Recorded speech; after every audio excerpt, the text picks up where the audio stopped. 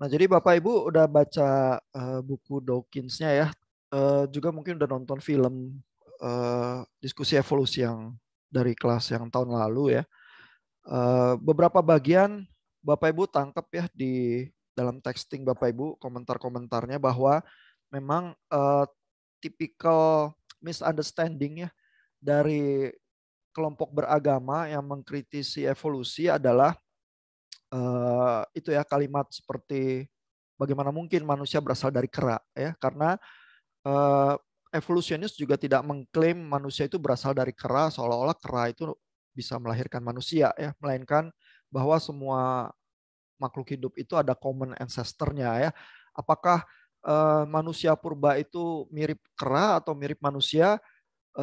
Kemungkinan besar ya mirip dua-duanya ya. Kalau Bapak Ibu lihat misalnya dokumenter, film-film ya atau gambar-gambar fosil misalnya ya, manusia-manusia purba begitu ya. Kan kelihatan memang struktur tengkoraknya itu ada perbedaannya dengan manusia modern ya. Eh, Lebih maju sedikit ininya tengkoraknya begitu ya. Terus mulutnya lebih monyong ya di beberapa bagian, mirip misalnya dengan keluarga-keluarga yang dekat dengan simpanse begitu ya. Nah, tapi juga memang udah mulai ada kemiripan dengan manusia di mana ukuran kepalanya itu lebih besar ya, sehingga apa di dalam manusia purba kan juga ditemukan fenomena-fenomena mulai ada budaya ya. Manusia purba yang awal bikin peralatan dari batu ya. Kalau binatang mereka kan kalau binatang buas even bertarung kan nggak pakai alat ya. Biasanya ya bertarung aja ya, pakai senjata yang memang ada di badannya gitu ya, tapi nggak ambil batu terus berusaha bertarung nggak pakai batu gitu ya. Nah, tapi mungkin kalau yang simpanse mulai nakal ya, eh, bahwa ada kecerdasan tertentu yang ditunjukkan oleh misalnya anjing, simpanse atau lumba-lumba even ya, itu kan juga terdokumentasi ya banyak ya di dalam penelitian-penelitian biologi ya. Tetapi bahwa kecerdasan itu sampai menghasilkan budaya itu enggak ya. Karena misalnya di eh, komunitas Neanderthals misalnya, mereka bukan cuma pakai batu misalnya peralatannya, tapi misalnya udah pakai tulang gitu ya. Itu kan butuh semacam apa perkembangan ide yang lebih lanjut lagi ya. Lalu bukan cuma mereka bikin dari tulang itu senjata ya, tapi juga ornamen perhiasan misalnya, dari tulang itu bikin kalung begitu ya. Itu kan nggak ada nilai yang langsung yang untuk survival atau apa, tapi itu nilai budaya ya. Lalu di gua tiba-tiba ada lukisan cetakan tangan begitu ya, atau lukisan binatang begitu ya. Nah itu jadi perkembangan-perkembangan budaya itu teramati ya di dalam manusia-manusia purba dan peninggalan arkeologi yang memang menunjukkan bahwa udah ada perkembangan budaya seperti manusia modern ya. Tentu mereka kalau lihat budaya kita kaget ya. Orang modern kok ngomong-ngomongnya sama sama HP dan sama ini ya, sama laptop gitu ya. Iya, kayak istri saya kalau nelpon saya tanya, kok ngomong-ngomong sendiri? Enggak, ini saya ngomong-ngomong sama HP gitu ya. Oh, itu kalau orang orang purba ngelihat pasti ini aneh sekali ya, batu kok diajak ngomong gitu ya. Nah, jadi budaya yang kita warisi sekarang memang udah apa tidak terbayangkan ya kalau dari sisi komunitas atau konteks manusia purba gitu ya. Jadi tapi apakah common ancestor itu jadi lebih mirip, eh, kalau kita mau bilang keluarga simpanse atau keluarga manusia, kemungkinan mirip dua-duanya ya. Jadi dan selalu common ancestor itu begitu ya di dalam pikiran evolusionis ya, bahwa bukan hewan modern ini yang saling menghasilkan keturunan ya, hewan modern ya hewan modern, tapi ada jalurnya di dalam pohon spesiesnya itu di ujung sebelah sana ya, di zaman yang sangat kuno itu ada common ancestor-nya. Jadi sebenarnya teorinya seperti itu ya, sehingga eh, kecaman-kecaman yang beragama terhadap yang evolusionis bahwa oh ini mengajarkan manusia dari kera ya, secara saintifik salah ya, dan secara saintifik meleset ya. Nah, tapi saya lihat memang textingnya Bapak Ibu juga menangkap ya nada sinis Dawkins itu sebagai sesuatu yang kurang nyaman ya. Dawkins nulis bukunya sinis juga ya terhadap orang beragama ya. Selalu pakai nuansa itu agak mengejek ya. Judul sectionnya adalah Show Me Your cockroach gitu misalnya ya. Jadi dia itu seperti seolah ya memang menghina ya. Ini orang-orang beragama ini nggak ngerti sains nih sebenarnya ya, sehingga mengkritisi juga kritiknya salah ya, dan mungkin tidak layak untuk dijawab begitu ya secara saintifik ya. Bahasa-bahasanya Dawkins kan begitu ya. Jadi itu memang kurang simpatik ya. Dan bukunya yang soal evolusi itu memang lebih sedikit menerima komentar ya di Amazon. Bukunya yang The God Delusion itu yang sangat banyak dibaca orang, padahal mungkin nadanya jauh lebih nyelekit ya, tapi jauh lebih kontroversi. Cuman saya pilihkan memang buku ini karena buku ini yang ini bidangnya Dawkins nih. Jadi kalau dia nulis tentang evolusi dan tentang biologi ya, ini dia benar-benar di bidangnya ya, dan dia kemungkinan besar tidak salah begitu ya secara saintifik begitu ya. Jadi lebih berharga sebenarnya untuk kita baca daripada buku The God Delusion-nya. Nah, ini ada satu bagian ya di dalam bukunya di cukup awal ya. Itu perdebatan tentang Cambrian explosion. Ya, ada beberapa texting yang berusaha nulis ya dan berusaha jawab ya. Nah, tapi problemnya ya dan sanggahannya Dawkins ini mungkin kadang agak sulit dicerna ya, karena kan dia gitu ya gayanya nyelekit-nyelekit, terus argumennya tuh nyelip di narasi yang mungkin bisa nggak tertangkap secara jelas begitu ya. Nah, problemnya adalah dia tuh menceritakan bahwa orang-orang beragama itu jadi ini ya, jadi Jadi bersemangat dengan fakta Cambrian explosion begitu ya. Tunggu mana ya bagian itu. Nah, ini ya halaman 148 ini. Sebelum gambar cacing itu ya. Tapi dia juga nyebutnya sambil lalu gitu ya. I have dealt with the Cambrian explosion at length, especially in Unwaving the Rainbow ya. Ini merefer ke buku lain ya. Nah, tapi sebenarnya apa sih yang terjadi ya di dalam Cambrian explosion itu ya? Ini saya coba tunjukkan ya, ada satu artikel di Nature ya yang mencoba memberikan teori ya. Ini dari tahun 2016 ya, artikelnya di majalah Nature, ini What Sparked the Cambrian Explosion begitu ya. Jadi di dalam penelitian ya, arkeologi ya, yang menggali fosil-fosil begitu ya, di dalam lapisan tanah tertentu ya, yang kira-kira diperkirakannya antara 500 jutaan tahun yang lalu ya, itu tiba-tiba ditemukan banyak sekali fosil-fosil muncul ya, yang sebelumnya nggak ada ya, sebelumnya cenderung sepi gitu ya.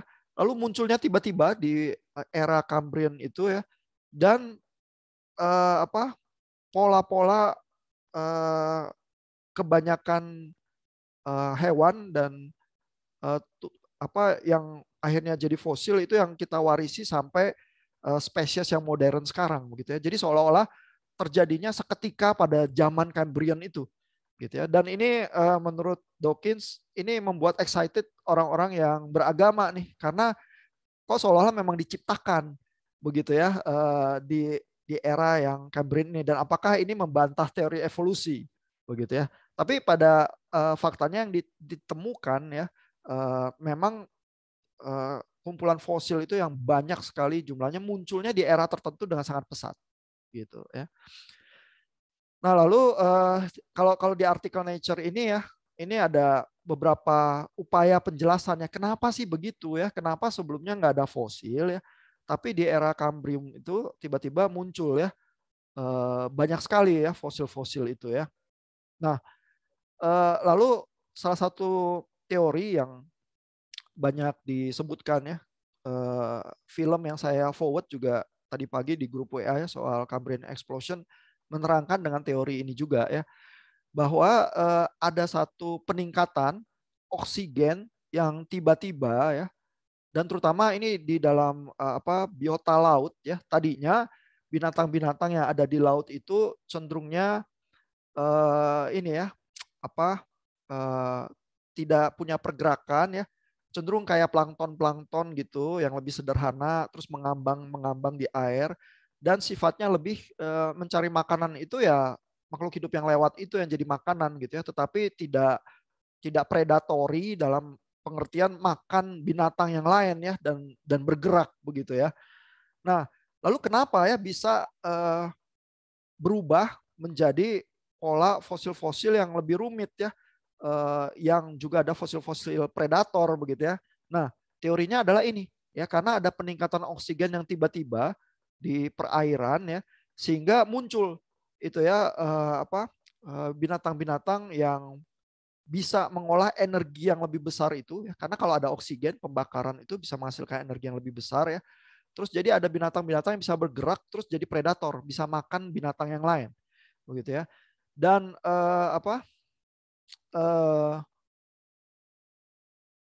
ini ya misalnya kalimat ini, animals however depend on oxygen, a much richer way to make a living. The process of metabolizing food in the presence of oxygen releases much more energy than most anaerobic pathways ya. Jadi kalau tadinya oksigen itu kurang, lalu cuman bisa metabolismenya anaerobik ya, maka mungkin mengembangkan otot-otot ya atau kemampuan untuk bergerak binatang yang jadi predator itu lebih kesulitan ya. Tapi begitu ada peningkatan oksigen, kadar oksigen di laut karena tadinya ada plankton-plankton terus oksigen meningkat pesat ya. Terus muncul ya ke pola kehidupan yang baru ini yang terekam di dalam fosil yang di Cambrian explosion itu ya. Dan kalau ada predator, maka ada juga kemungkinan binatang-binatang itu mereka perlu melindungi diri ya dari predator, dan melindungi diri caranya apa? Mengembangkan cangkang ya supaya nggak gampang dicaplok ya. Padahal binatang-binatang yang bercangkang itu kan ini ya. Kalau tadi kayak kerang itu nggak punya rumah, sekarang jadi punya rumah. Nah itu yang jadi fosil ya, yang kita banyak temukan juga ya. Nah, jadi begitu ada tulang belakang, ada kemampuan bergerak yang karena tulang-tulang ya, bukan cuma kayak cacing gitu aja ya, yang nggak bertulang. Tulang-tulang itu dan cangkang-cangkang itu yang jadi fosil ya, dan itu munculnya akibat peningkatan oksigen yang banyak ya di dunia kehidupan yang di laut itu, sehingga kita menemukan ya fosil-fosil itu meledak ya, jenisnya sangat banyak ya pada era Cambrian explosion itu ya. Dan ya even Dawkins kalau saya nggak salah ingat ya bilang ya walaupun kita bilang itu kayak mendadak begitu ya dan tiba-tiba, tapi itu sebenarnya eranya itu Cambrian itu makan 25 juta tahun juga. Ya, jadi itu waktu yang sangat panjang juga sebenarnya kalau kita ukur umur-umur bebatuan dan fosilnya itu, dan di dalam masa itulah muncul berbagai binatang yang jenisnya banyak dan predatori begitu ya. Nah, yang mungkin agak sulit ditangkap adalah penjelasan Dawkins di sini ya, karena dia mau membantah bahwa Cambrian explosion itu adalah bagian yang bisa mendukung penciptaan yang diyakini orang-orang beragama gitu ya. Nah, cara dia membantah adalah seperti ini ya, dia bilang ini loh ada cacing nih ya, cacing ini ya, flatworms ya, platyhelminthes ya namanya ya. Ini gambarnya kayak gini. Kalau saya tunjukin di YouTube juga banyak ya gambarnya ya. Kalau tulis Turbellaria ya, ini jenis cacing flatworm itu ya. Ini banyak jenisnya ya. Dan ini kan nggak bertulang ya, kayak begitu aja selembar gitu ya.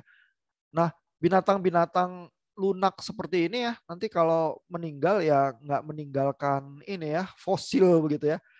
Nah, klaimnya klaimnya Dawkins ya, yang mungkin bisa sulit ditangkap karena berbelit ya, adalah kalau kita pakai logika itu ya, bahwa most animals itu munculnya di era Cambrian itu ya. Kalau logika yang sama kita pakai kepada binatang modern, maka kita akan bilang loh, ini cacing-cacing ini ya, binatang modern ini, Turbellaria ini nggak ada fosilnya nih.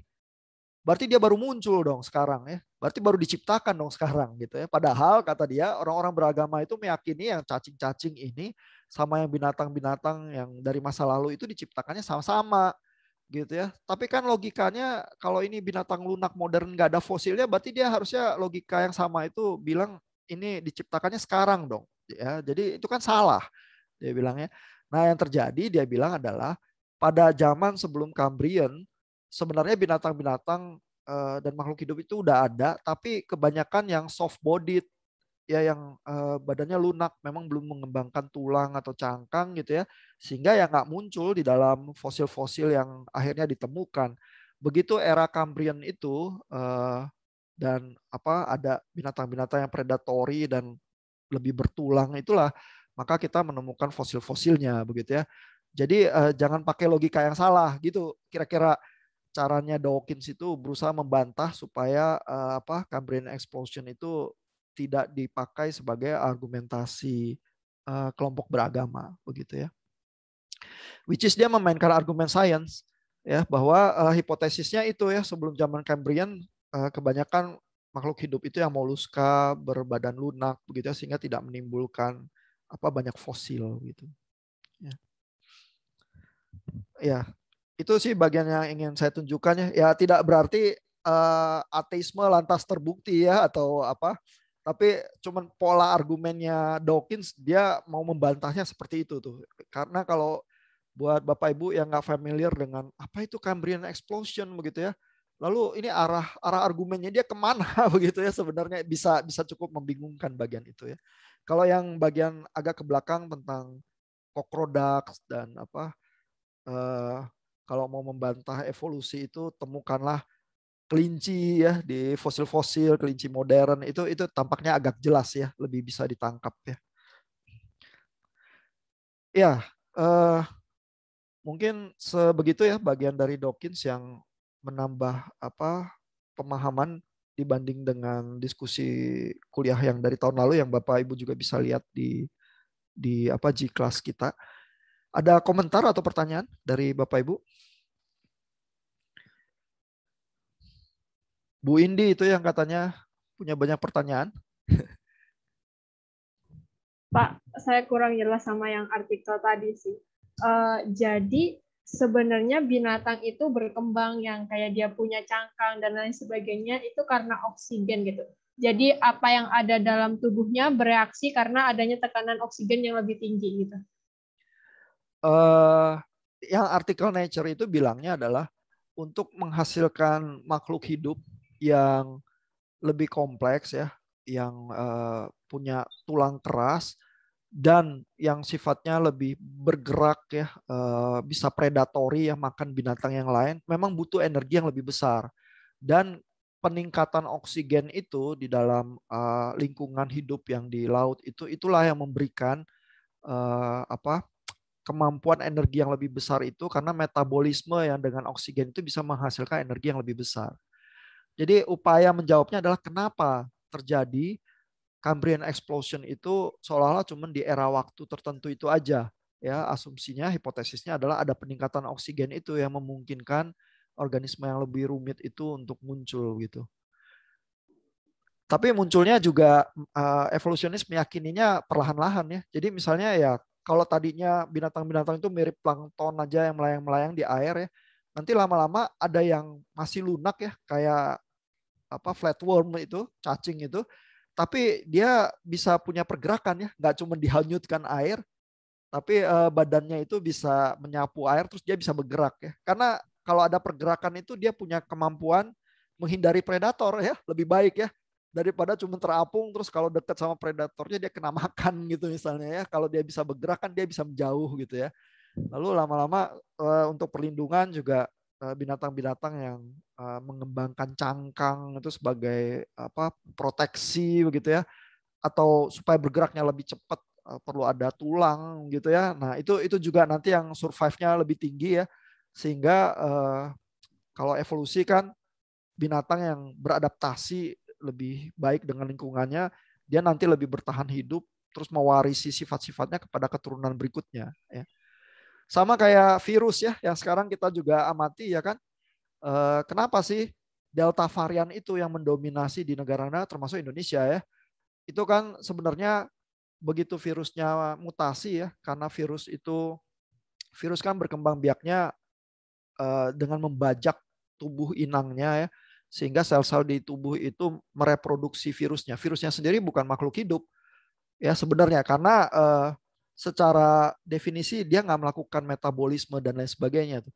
Kalau didiemin gitu aja dia nggak berkembang ya, kecuali dia masuk ke tubuh inangnya, terus nempel di sel inangnya, terus dia memaksa inangnya itu kayak di hijack gitu ya untuk mereproduksi. Dan di dalam reproduksinya itu virus itu bisa ada, setiap kali reproduksi itu nggak sempurna ya. Jadi deretan gennya nanti bisa ada perubahan. Nah, perubahan itu kadang menghasilkan variasi yang menguntungkan buat virusnya ya. Seperti delta varian itu bagian spike-nya, bagian apa kayak jarum-jarum di tubuh coronavirusnya itu lebih gampang menempel di sel manusia. Jadi lebih gampang masuk gitu ya, lebih gampang lagi menghijacknya ya. Sehingga kalau tadinya kita rasa prokes dan apa social distancing itu udah cukup ya, kena delta varian, tahu-tahu itu lebih gampang uh, masuk ke dalam sel manusia, terus berkembang biaknya juga lebih cepat ya, sehingga viral load-nya lebih tinggi begitu ya. Nah, sehingga lama-lama yang virus-virus yang kurang bisa melakukan itu jumlahnya lebih sedikit ya, karena penularannya kan lebih rendah. Lama-lama yang mendominasi populasi adalah yang lebih cepat itu ya tertularkan, terus lama-lama kalau dicek di DNA sequencing ya dari orang-orang yang terpapar, kebanyakan yang delta varian ya. Di Indonesia udah gitu, di India juga mulainya gitu ya. Dan berkembangnya kan diduga delta itu dari India ya. Di Inggris sekarang juga udah gitu, delta varian juga yang mendominasi ya. Jadi di dalam skala yang seperti itu udah jadi pengetahuan umum tuh, bahwa mutasi itu menghasilkan perubahan deretan DNA yang menghasilkan organisme yang bisa beradaptasi dengan lebih baik ya terhadap lingkungannya, lalu dia yang akan mendominasi gitu. Dan pola itu terjadi ya di dalam, tapi jutaan tahun ya di dalam umur bumi itu, begitu ya teorinya yang diyakini evolusionis. Ya kayaknya Bu Indi nih yang paling tertarik nih sama teori-teori evolusi dan sains ya. Bagus juga nih. Ya mudah-mudahan menjawab ya Bu ya. Sedikit banyak artikelnya. Bisa dicari dan dibaca lagi sih kalau masih penasaran. Ada pertanyaan, komentar yang lain?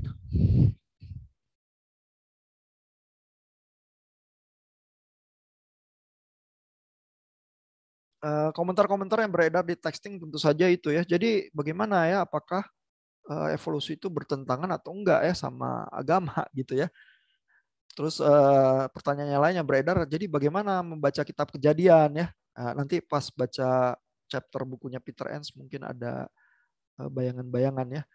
Tapi kalau sekarang kita mau coba jawab atau berespons terhadap pertanyaan-pertanyaan yang udah beredar di texting itu, kira-kira komentarnya apa ya Bapak Ibu?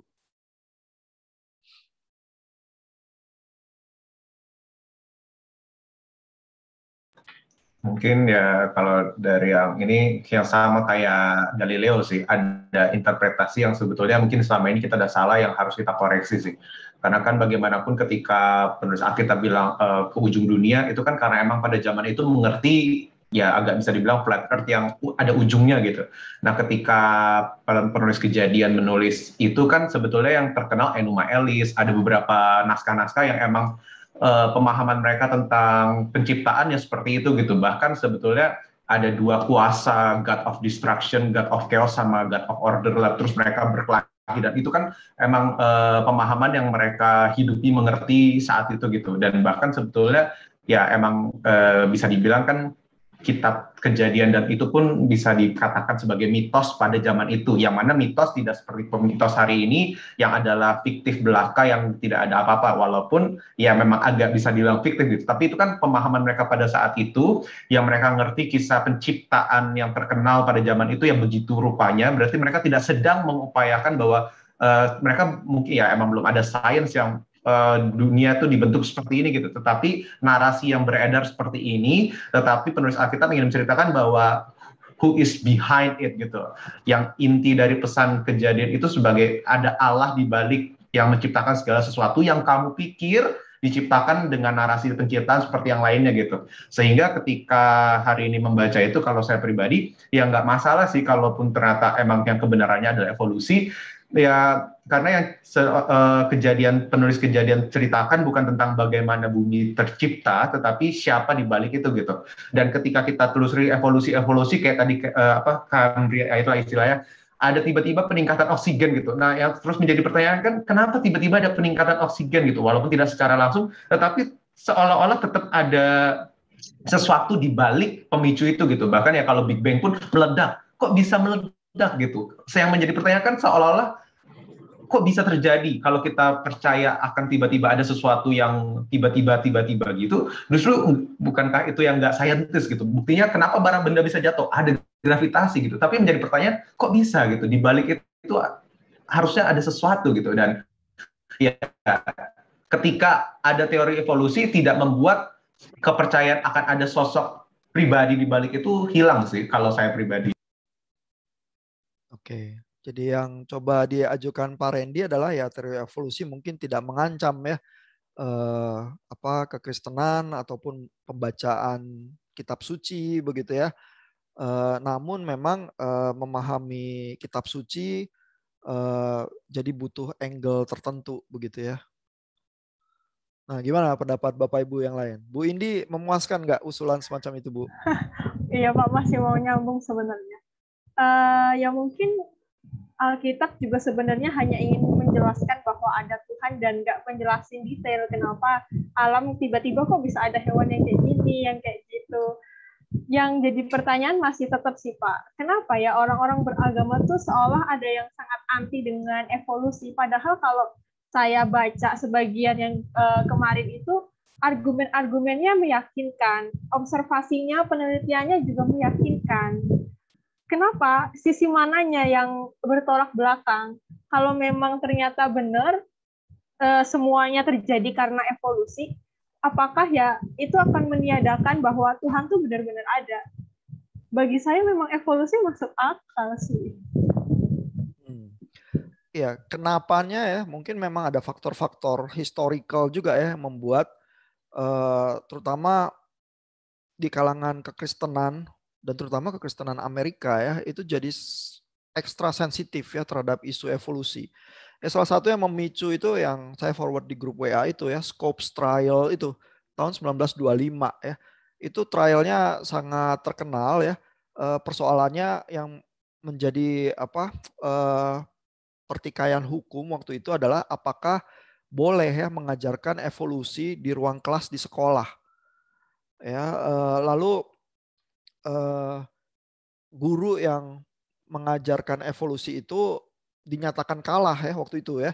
Tapi akhirnya hukumannya dibatalkan karena persoalan technicalities ya.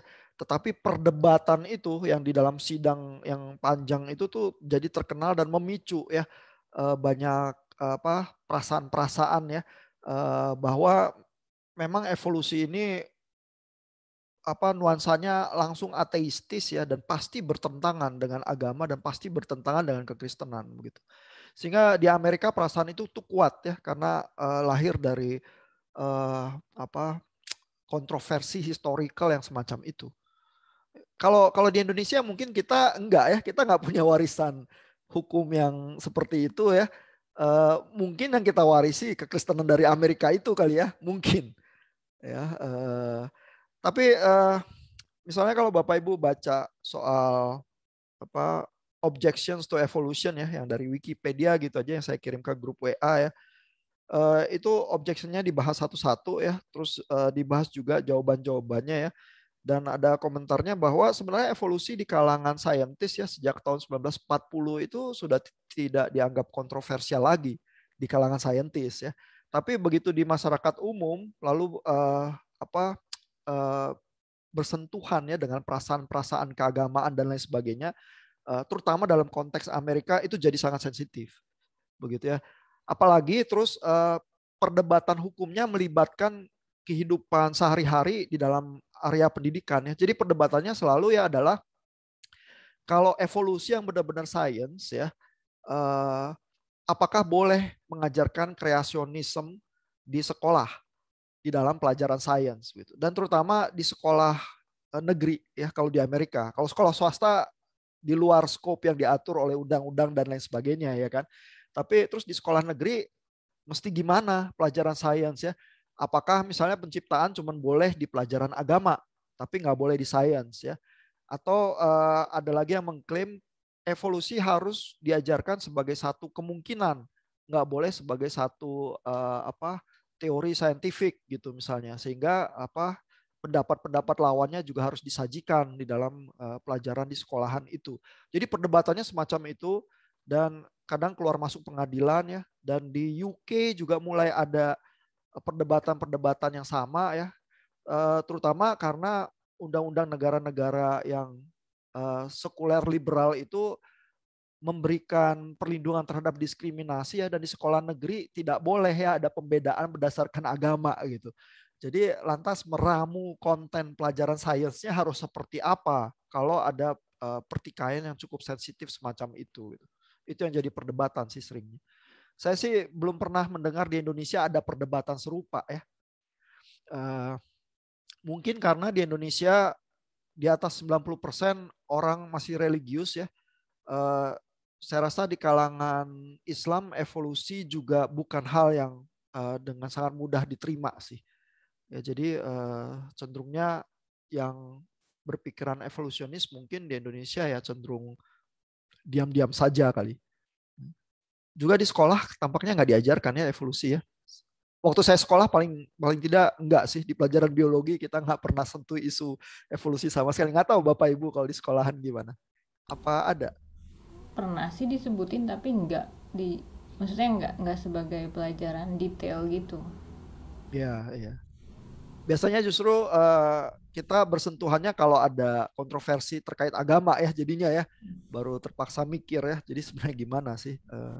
Tapi kalau di beberapa negara ya kayak di Eropa gitu biasanya sih mereka sebelum masuk kelas yang ngebahasnya Big Bang Theory ataupun evolusi kan biasanya ditanya dulu, kamu percaya Tuhan atau enggak gitu. Kalau misalnya percaya Tuhan gak usah masuk deh gitu. Tapi kalau mau nyoba-nyoba silakan. Tapi udah dari awal udah digituin sama dosennya, udah kayak begitu dulu gitu. Udah ngomong kayak gitu dulu. Tapi maksudnya kalau kalau misalnya masih mau denger silakan gitu kan, dia nggak ngelarang. Tapi kalau misalnya cuman dia udah kasih warning dulu gitu di awal, kalau percaya Tuhan mendingan gak usah gitu kan. Oh ya, berarti sebenarnya warning itu juga dengan satu anggapan bahwa ini nanti mengancam ya apa yang kamu percaya, kamu nggak usah aja gitu ya. Padahal kan belum tentu juga ya. Iya, iya. Ya, jadi mungkin sih kita mewarisi perdebatan-perdebatan dari dunia barat itu ya, tetapi bukan tidak mungkin ya dalam masa depan yang tidak terlampau jauh nanti kita juga terpaksa harus memikirkannya. Terutama kan juga Bapak Ibu kan belajar di seminari untuk melayani komunitas gereja ya. Lantas bagaimana ya kalau kita ingin juga memupuk ya bahwa orang-orang di gereja itu bukan orang yang buta terhadap sains ya, tetapi juga merespons secara produktif bahkan berkontribusi begitu ya, juga sebagai orang beriman gitu ya. Jadi ya terpaksa kita bergulat dengan pertanyaan-pertanyaan itu ya. Ya, kita udah injury time nih. Apakah ada komentar terakhir sebelum kita berpisah? Pertanyaan juga boleh. Saya sedikit kasih pandangan saya aja ya, Boleh, Bu. pandangan pribadi. Kita sering melihatnya gitu, Alkitab bagaimana mau ditanggapinya gitu ya. Tapi mungkin kita balik sedikit gitu ya, klaim evolusi bagaimana mau ditanggapinya.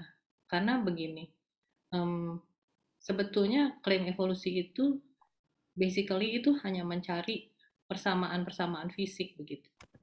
Jadi kesamaan fisik, dari kesamaan fisik ada sel ini, ada apa segala macam, bahkan katanya kita sama ikan yang namanya kualakan itu nenek moyang kita gitu ya. Maksudnya bukan untuk mengkarikaturkan, tetapi apakah, jadi inti pertanyaannya ada dua sih.